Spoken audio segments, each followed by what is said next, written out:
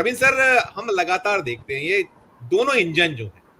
Double engine की बात होती है, कैसे सही चीजों को छुपा लिया जाए, आंकड़ों को छुपाया जाए, और गोदी मीडिया कैसे वहां महिमा मंडित किया जा रहा था उस पूरे महाकुंभ को। और हम जैसे प्लेटफॉर्म, आप भी उसी का हिस्सा हैं। अब आज की तारीख में आपने राज्यसभा जैसी टीवी को जिया है, बहुत सारे आपने चैनलों में काम किया है, क्या बदलाव है, कैसा है? और अब ये शर्म लिहाज सब खत्म है, अब क्या कहेंगे योगी आदित्यनाथ, क्या होगा? जश्न तो कहीं ना कहीं खलल की जो मैं बात करता हूं तो पड़ता ही चला जा रहा है। प्रतिक्रिया आपकी अभी जी। जी नमस्कार, आपको भी और सभी पैनलिस्ट और दर्शक साथियों को नमस्कार। देखिए संजीव जी, पिछले 10 साल से जिस तरीके से गिरावट राजनीतिक नैतिकता में हुई है, वैसी गिरावट हमने कभी देखी नहीं। कुंभ जैसा आयोजित किया गया और उसमें इस तरह की घटनाएं हुई और उस पर सरकार ने एक दिन एक आंकड़ा जारी किया और उसके बाद सरकार बिल्कुल खामोश हो गई। मैं तो नहीं रविंद्र जी, वो आंकड़ा उनके पास एक मशीन थी, जो एक मशीन ये भी थी जो एक उसको गिन पा रही थी, अब इतने डुबकी लगा चुके, उसकी बिल्कुल आना पाई जैसी संख्या आ रही थी, एक संख्या आ रही थी, ये संख्या नहीं दे पा रही। बिल्कुल ठीक कह रहे हैं आप, और क्षितिज का धन्यवाद है जो इस तरह के युवा पत्रकारों ने जांबाजी अपनी जान पर खेलकर और जो है इस तरह की जानकारी जनता तक पहुंचाई, क्योंकि वो जो दौर था, वो जो स्थितियां थी, वो पत्रकारों के लिए बिल्कुल माकूल नहीं थी, क्योंकि वहां पर पुलिस से लेकर प्रशासन के तमाम लोग पत्रकारों पर कोशिश कर रहे थे कि खबरें बाहर ना जाएं, और अगर जाएं तो केवल हम जो चाहते हैं वैसी खबरें जाएं। ऐसे में क्षितिज ने जो काम किया वो वाकई काबिल तारीफ है, और आपने आज इनको हमारे साथ बिठाया है बातचीत करने के लिए, तो बड़ा अच्छा हमको लगा। तो ये बहुत मैं कॉन्ग्रेचुलेशंस भी दूंगा क्षितिज को इस मौके पर, और 4 PM को भी जिस दलेरी के साथ आप लोगों ने पत्रकारिता की, लोगों की आंखें खुली। देखिए, क्योंकि देश जानना चाहता है सच, और सच जो है वो सरकार छिपाना चाहती है हर कीमत पे। उसके लिए चाहे सरकार को कुछ भी करना पड़े, क्योंकि आज के दौर में बड़े गिने चुने ऐसे संस्थान रह गए हैं जो सच के साथ खड़े हैं और सच दिखाना चाहते हैं, अपना नुकसान होने की एवज पर भी। और ऐसे में आप लोगों ने जो दिखाया वो वाकई में बहुत काबिल तारीफ है। और सरकार के पहले भी सरकारों में कुंभ हुए हैं या भगदड़ मची है, कहीं मंदिरों में होती है, कहीं रेलवे स्टेशन पर होती है, ये कोई नई बात नहीं है। लेकिन सरकारों ने कभी, और अगर 2 दिन पहले देखिए ना, बेंगलुरु में जो हुआ घटना,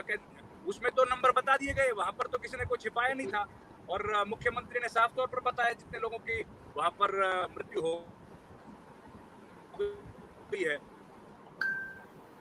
इसमें आज लेकिन ये पहली बार हम लोगों को देखने को आ रहा है कि सरकार इस तरह से घटनाएं होती हैं संजीव भाई, उनमें नंबर तो 2-2, 3-3 दिन तक साफ होते हैं, और उसके बाद भी उनमें इंप्रूवमेंट होता रहता है, बढ़ते रहते हैं, घटते रहते हैं, कि भाई कोई जो बीमार थे उन लोगों का क्या हुआ, जो घायल थे वो लोग क्या सब ठीक हो गए, उन लोगों की स्थिति कैसी है, इस पर कोई इंफॉर्मेशन हम लोगों को नहीं दी गई। और ये पूरा देश इस बात को जानना चाहता था, और इसी की परिपाटी को दोहराते हुए हम लोगों को दिखा जब दिल्ली में रेलवे स्टेशन पर भगदड़ मची, सेम स्थिति वहां हुई, एक दिन एक आंकड़ा जारी किया गया, उसके बाद कोई सूचना नहीं है। तो जब तक मीडिया अपना काम करेगी, और आज जो BBC ने डिटेल्स जारी की है, ये वाकई में बहुत शर्मनाक है योगी सरकार के लिए और केंद्र सरकार के लिए, कि इतना बड़ा जब इंफॉर्मेशन सेंटर है, इतना बड़ा इनके पास सूचना का तंत्र है, ऐसे में इन्होंने जितनी कोशिश की छिपाने की, उसी तरीके से अपने जांबाज पत्रकारों ने सच्चाई सामने लेके आने, और आखिर में वो सच्चाई सामने लेके आने में कामयाब हुए। और मुझे लगता है यही लोकतंत्र की सबसे बड़ी जीत है, कि अगर सरकार का एक पहलू या एक जो अंग है वो अपना काम नहीं करेगा, तो उस पर कोशिश दबाव, और वही काम पत्रकारिता के तहत आज BBC ने किया, और उस दिन क्षितिज ने या हमारे जो 4 PM चैनल है उसने किया था। और पिछले 10 साल से, जब से सरकार है, चाहे 11 साल से है, वो जश्न जो मना रहे हैं, वो जश्न जो है उसमें हर संस्थान को किस तरीके से कमजोर किया गया है, कैसे झूठ के पुलिंदे बांधे गए हैं, और कैसे पत्रकारिता को येलो जर्नलिज्म में तब्दील कर दिया गया है। उसके अलावा सरकार के पास कोई ऐसा कुछ अचीवमेंट्स दिखती नहीं है जिनको लेकर के वो जनता के बीच जाएं। जब प्रधानमंत्री, मुझे लगता है इनके पहले ऐसा कोई प्रधानमंत्री नहीं रहा होगा जिसने एक भी पत्रकार वार्ता 11 बरस में ना की हो। वो भी इनकी जो